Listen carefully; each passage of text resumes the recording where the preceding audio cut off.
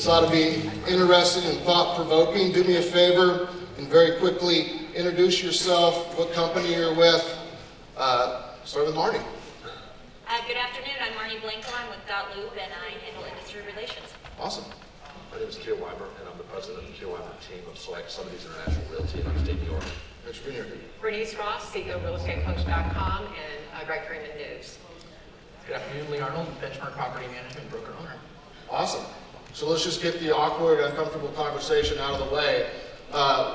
From each one of you guys, do you guys think commissions will be reduced per transaction in the near future? Yes or no, starting with Marnie? No, yes. If commissions were to be reduced in the future, what is the technology you think that would have the impact to reduce commissions? What is the thing that is going to be the biggest threat to commissions? What should we be concerned about and thinking about? What is that one thing? Starting with Marnie. So I'm going to look at this from a data perspective, and being with .loop, we're also owned by Zillow Group, as many of you know. Zillow put out a big consumer housing report back in late October of last year. So it was one of the larger reports out there compared to some others. We had over 13,000 respondents on there. Some interesting data about that is that there's some commission section data in there, and they were talking about who was more likely to try to negotiate their commissions. So over about 35% of the sellers, or of the home buyers and sellers, were negotiating commissions. But of that 35%, almost half of them were this millennial generation that we talk so much about. What was interesting is they were most likely to try to negotiate their commissions. Now, they weren't necessarily successful at it, but they were more likely to do it because they thought they had the tools and the technology at their fingertips to say, you know what, your commission's not worth it. So they're not as successful yet, but maybe as they become a little bit older and more experienced, maybe they're going to become better negotiators, and let's see what happens to that commission structure. Do you think millennials are the villains? They are, because there's things out there, there's new tools, the technology that I would say then is like Open Door, for example. So that company came out, got funded with $345 million, and they're opening a lot of new markets. And from a buyer's and or seller's perspective, there's all of this, ease out there. Take the hassle out of the process and sell your house. Make sure you don't have to move when you don't want to move, that you don't have to go buy storage pods and, bunk at your in-laws' basement for a little bit. Do it at your own convenience. And I think that the millennial generation is going to see that, and they're going to come in and they're going to say, those type of tools, that type of service out there, now I'm going to start negotiating my commissions even harder. How many people think an open door could be a threat to commissions? Absolutely. It could be. Yeah. Absolutely. If you don't know how to defend your commission with your value, and I think Rich Martin really summed it up nicely on the stage yesterday. He says, why would you take a $30,000 hit on your value, on your equity, to sell that quickly? And I think that's a great way to overcome that objection. Yeah. So the open door offering is basically we'll come in 24 to 48 hours. We'll be in there with the contract, close in a couple days, give you a check, high five, see you later, walk away. You're paying for convenience, essentially. Yeah. And I think That's pretty compelling. Yes. it is. I think there's some issues with that, though, in terms of valuation and agency, because I think, obviously, with that quickness, when they say competitive offer, we don't quite know what that means, right? Also with agency, in the sense of having the inspections and other issues that typically somebody who has a fiduciary duty, such as an agent representative to seller or a buyer, I think there's some ambiguity there that hasn't been fully ironed out. And I also think another, real threat to these commissions that we're talking about here are the intermediaries, like that website, like this company, but also the for sale by owner websites, things and entities that can come and emerge and really connect sellers directly with buyers, but do it in a way that empowers the sellers to actually be able to act in their own best interest, which not every seller, as we know, is educated or able to professionally market, manage the many risks and the liabilities that are attendant to a transaction. A lot of countries, the only way they buy and sell real estate is through auctions. I mean, a good threat would be, what if there was two open doors and you had two competing cash offers in 24 hours? Keir, what's another technology you think could put a threat to commissions in the future? Yeah, I wanted to really take the contrarian point here, so it's tough for me to find a bunch of reasons, but I do think that these intermediaries, the websites, the Redfins that have been very successful in placing downward pressure on commissions are really going to be the biggest threat. But I think for us, as agents and brokers, it presents a unique opportunity, as Bernice just touched on, to really articulate and defend our value in terms of being in the center of the transaction, offering great marketing, valuation, and risk management skills to our clients, and really facilitating a transaction that makes sense and that really achieves their goals. So I think that's hard to do when you've never met somebody. It's somebody sitting in an office in Seattle, or it's a website that's connecting you with great technology. But at the end of the day, this is still a relationship business, and people want to trust who they're working with, and they want to have somebody represent their interests. So I think that if we can articulate that, maintain and defend that value, I don't think we're going to have to come off commission as much as people may think. I changed my thinking about this in the last 48 hours because of what I heard at this conference. And essentially what's taking place is Brad talked about compression. And I want you to think about this. I think the most disruptive technology that is coming is chatbots. How many of you even know about that? It's something that it's very new. If you think about Echo and Alexa, that's a good example. But imagine now, you've got that 5-minute window where you can convert a lead when they call. And then you have a chatbot, and it either has a verbal conversation eventually, but right now they're using just online chat. What property you're interested in, and then the chatbot answers the questions. It goes through and it pulls out all the market data. It sends them to them. It sends your videos, your pictures. It sends those, and it sets the appointment. What else is coming? The online bidding, the transparency. When you have online bidding, when you have auctions, you have to do your due diligence ahead of the transaction. Again, if you look at Inman Intel, it's out in the showroom floor. You can now do a CMA that will not only looks at value, it looks at the history of the values of the property going back to 2001.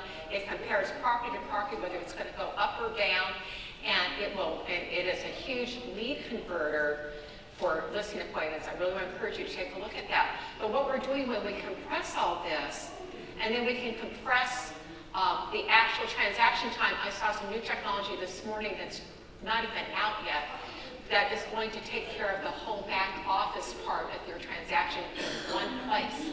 So what we're looking at now, when we can close a transaction in 2 or 3 days, I think that we're going to be able to see a reduction in commissions. But also, Ben, you've got, 67 people on your team. The technology may replace 50 of them. So those people are not going to be getting any commissions. Those of you who are solo agents, you're going to be able to do more and make more commissions, even if you lower your commission rate, you're still going to be able to make more. And with teams, you're going to have a huge opportunity to make more by cutting your overhead. Hey, what do you think? Well, I think what he's saying is that, again, as soon as those tools are made available to the consumer, which I think in our lifetime they will be, I think in our lifetime we're going to see the back-end office made available to the consumer. LegalZoom has tried it and done okay with it. We all may have our opinion of it. Redfin, Airbnb,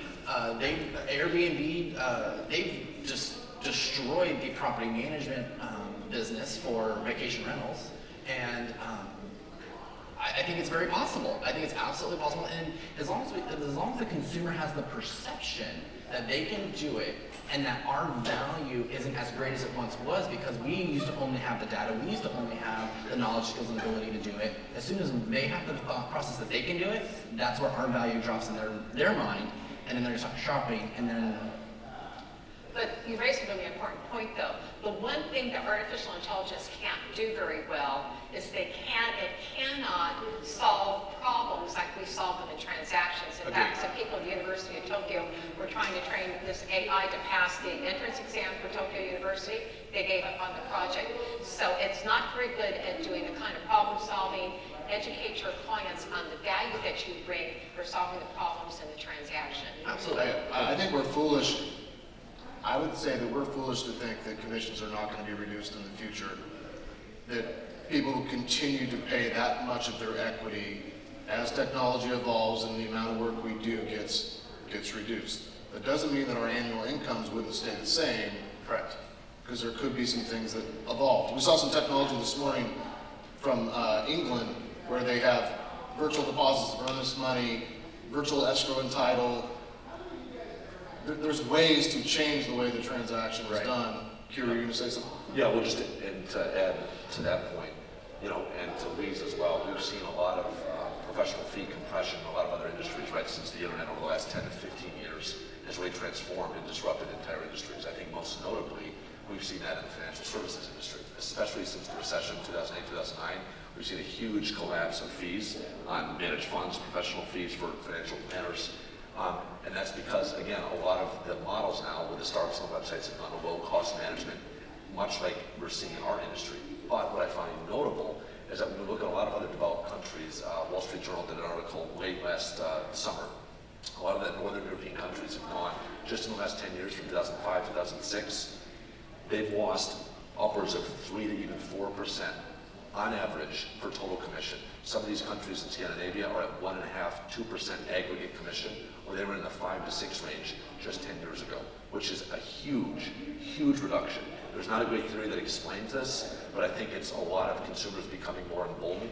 I think the barriers and the democratization of the industry, right, with the access to information does pose a threat if we don't manage it properly. At the end of the day, though, still, they want a counselor. People want an advocate, a counselor, an individual they can trust to manage the entire transaction. So we haven't seen that compression. We've seen some bumps with, you know, in a seller's market, for instance, we're going to see some compression, right? We get sellers that, you know, feel that they can easily sell their home with a very vibrant, you know, high velocity market. But at the end of the day, I really think, you know, that we're in a unique position to continue to advocate for our own worth, but it's up to us. You know, when the market started getting bad, everybody started talking about how all the bad agents were going to get out of the market, and it just never happened.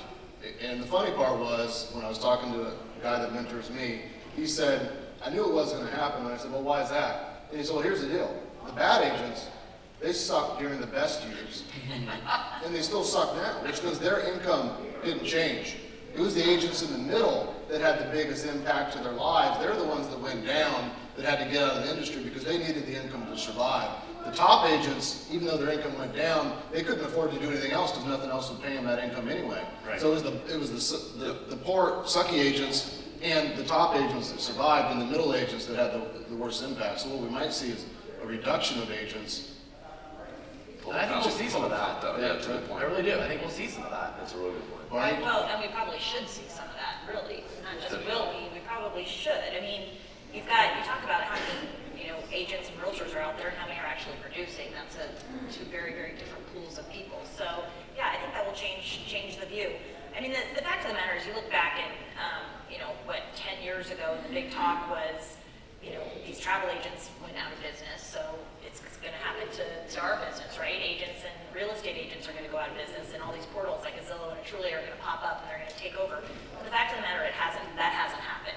It doesn't mean it's not going to shift, though, and change. And I think that's what's the most important thing to take is, where are we? Are we on the verge of that shift coming?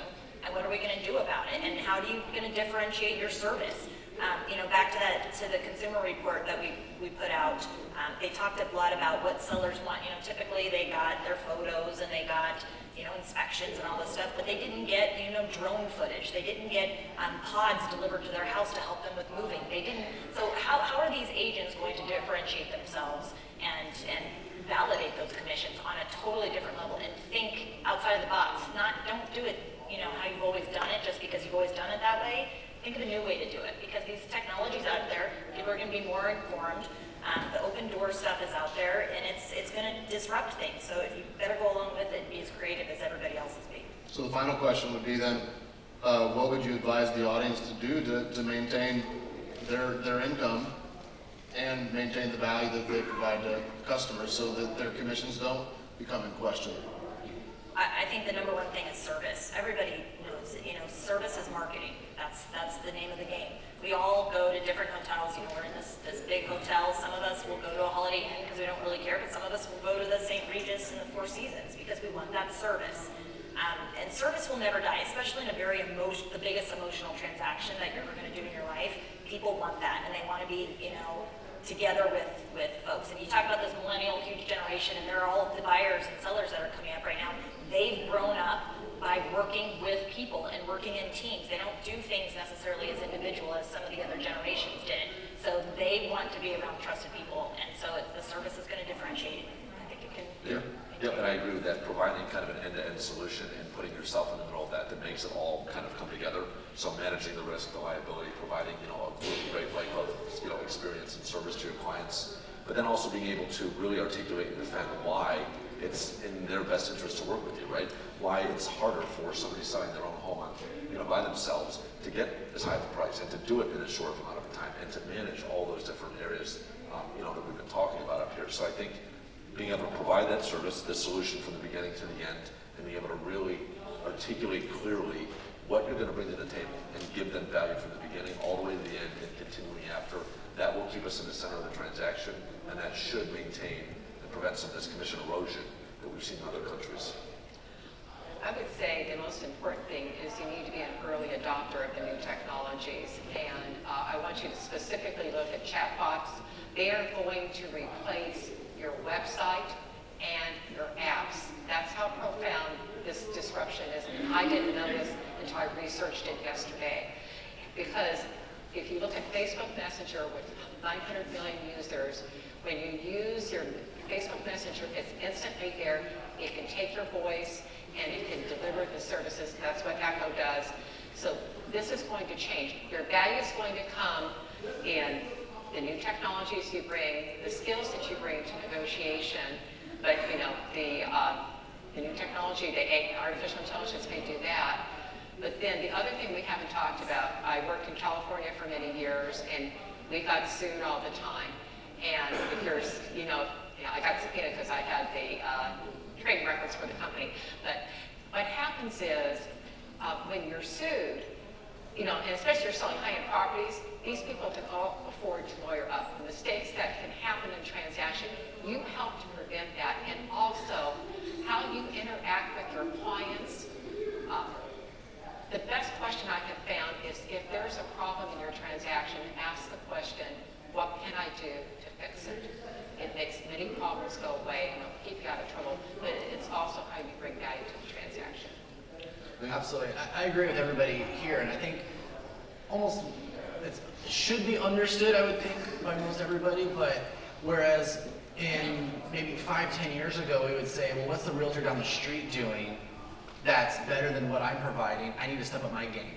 Well, now it's what is the computer doing? What's the technology doing? What is Zillow Group doing? What is Chatbox doing? What's Facebook doing that is maybe replacing me or not providing the value that I need to be providing, and I'm stepping up my game. And that's what I need to do. So in addition to service, that's kind of where our service comes, I believe, as brokers and realtors is what were we doing before? We can't just do the status quo. We have to continually be improving ourselves and improving our game. We built a process on our sales team that it wasn't really what we were doing for our clients that they were disappointed with. It was the fact that we didn't tell our clients everything that we did for them during the process. So what we did is we just said every time we did anything, from posting their ad on Craigslist to updating the pictures on the MLS, we would add that to an email we sent them every single day. That's awesome. Just let them know everything that you do so there was transparency in the work that we did for the fees that we charge. They're deposits. You're taking deposits every day. We looked at a technology the other day from a company called Conversica that did email communications through AI through your lead database. You basically give them your lead database and they have these conversations. And we're looking into these conversations and it emails out to your database and has these real life conversations with your cold leads. And the funny thing was we were looking through all these conversations and there was guys asking this virtual computer out on dates because they thought it was a real person. And when the customers were coming in to the office to talk, they were bringing in gifts for this virtual assistant thinking they were a real person. That's awesome. That's how far this artificial intelligence is taking the future. But ladies and gentlemen, let's give our panel a big round of applause.